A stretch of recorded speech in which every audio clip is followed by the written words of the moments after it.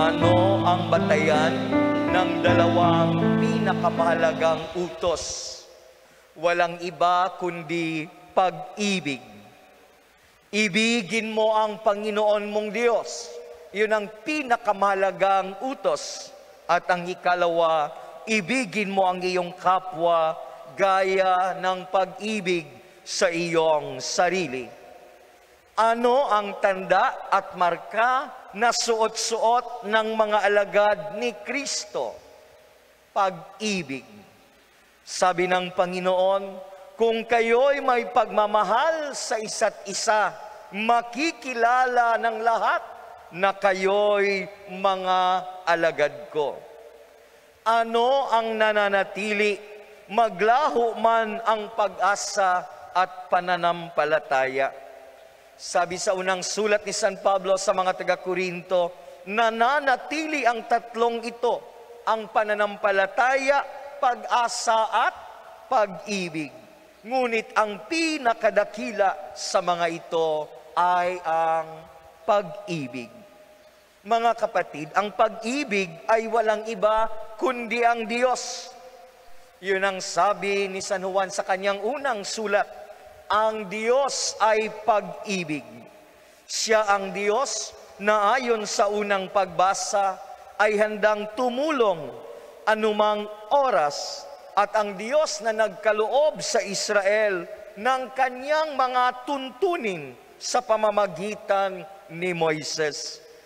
In the first reading, Moses admonishes the people of Israel, observe them carefully, for thus you will give evidence of your wisdom and intelligence to the nations.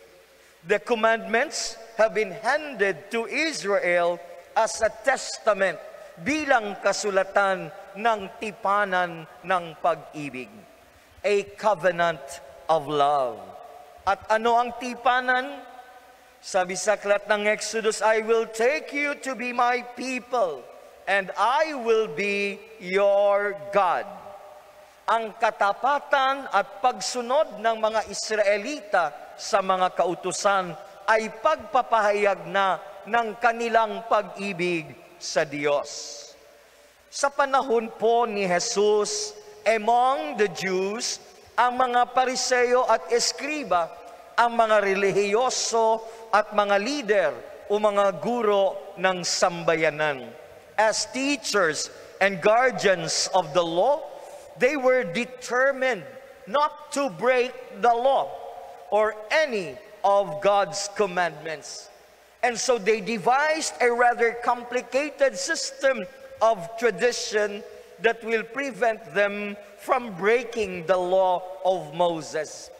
Maliban sa 10 utos ng Diyos, mayroon pang mahigit na 600 batas na kailangang sundin at tuparin ng mga Hudyo. It was rather burdensome for the Jews. Binabanggit sa Ebanghelyo ang ilan sa mga batas na ito.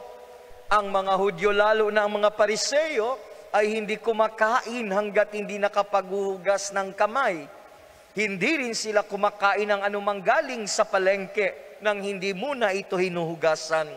Pati na sa mga kaliit-liitang bagay, may mga panuntunan, may mga batas na dapat sundin.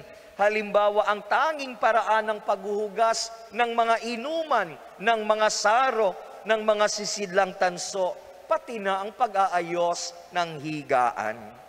Para sa kanila, ang Diyos unang-una ay Diyos na laging may hinihingi sa tao, a God who demands.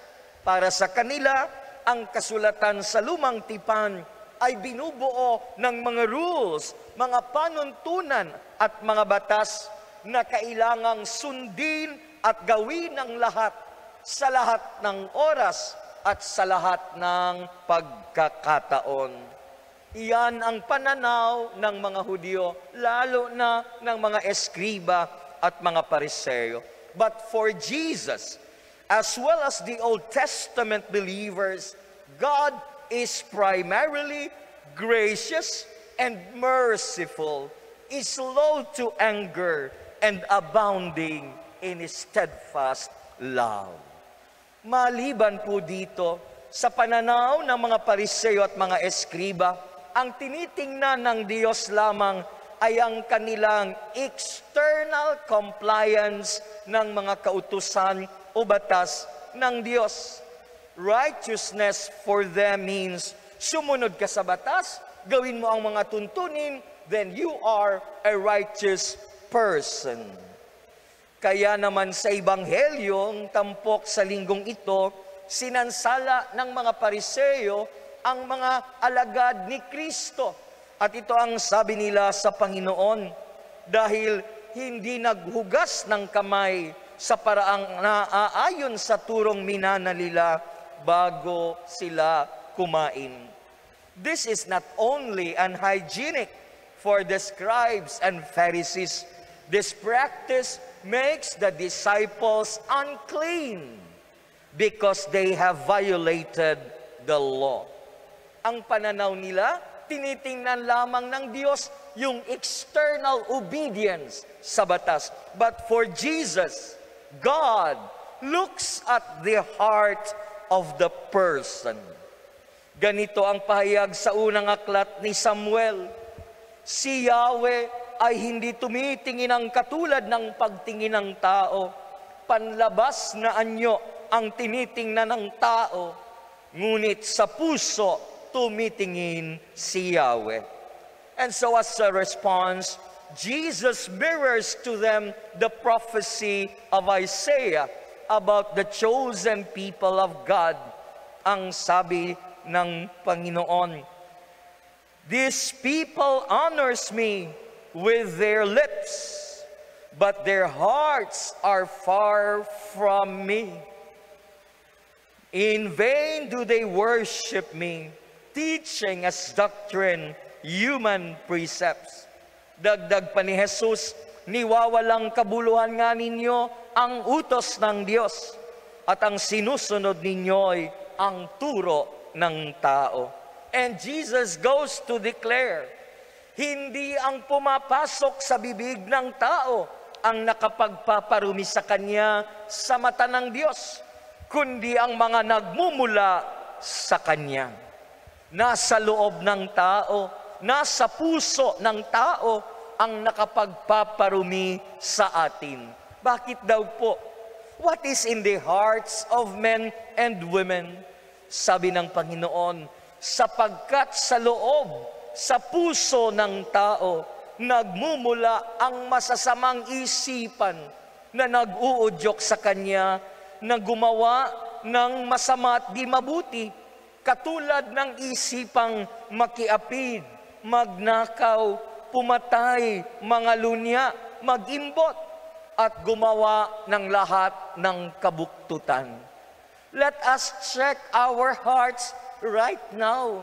Lahat daw ng kabuktutan ay nasa puso ng tao. Kapag nasa sa inyo po, sumagot po kayo ng amen. Pagdaraya, amen. Kahalayan, amen. Pagkainggit, paninirang puri, amen. Kapalaluan, amen. Kahangalan, masakit man tanggapin ang katotohanan. Totoo po, nasa atin halos lahat.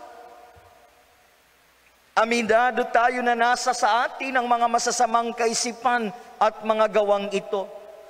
Ito ang ating katotohanan. Pero po, maliban sa mga kabuktutang ito na nasa ating puso, mayroon pa namang ibang laman ang puso ng tao. Sabi ni Santiago sa ikalawang pagbasa, buong pagpapakumbabang tanggapin ang salita ng Diyos na naitanim sa inyong puso, at ito ang makapagliligtas sa inyo. My brothers and sisters, this is our redeeming factor. may pangontra tayo, may panlinis o purifier tayo, at may panlaban tayo sa masasamang pita ng ating puso.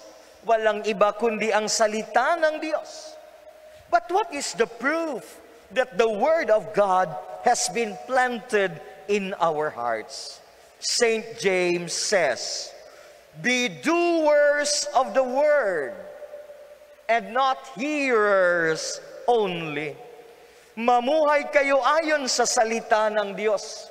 Kung ito'y pakikinggan lamang ninyo, ngunit hindi isinasagawa, dinadaya ninyo ang inyong sarili. Religiosity and righteousness for the scribes and Pharisees meant external compliance of the law. But for St. James, as taught, espoused, and lived out by Jesus, there is more to righteousness and religiosity than mere external obedience. Sabi ni St. James sa ikalawang pagbasa, "Religion that is pure and undefiled before God is this, to care for orphans and widows in their affliction, and to keep oneself unstained by the world." Mga ulila at mga balo, sila ang kumakatawan sa lahat ng pinakakaaba at mga pinakakawawa sa ating lipunan. Kaya ang tunay na katuwiran, ang tunay na kabanalan at kalinisan, ang tunay na pagiging relihiyoso ay ultimately nasa ating pag-ibig at malasakit sa mga dukha at sa bawat isa. After all, it is love coming from within our hearts that truly purifies and makes us clean and righteous in the eyes of God. It is the love, the mercy, and compassion also that we give and share that endears us to our brothers and sisters. Sabi ni St. James, it is this love that will save us. At this time of pandemic, whatever we do to help and to serve others, my brothers and sisters, let us all do it for love. Do it with love, and do it because of love. After all, we are Christians, each one of us confidently yet humbly a Christian with a heart. Amen.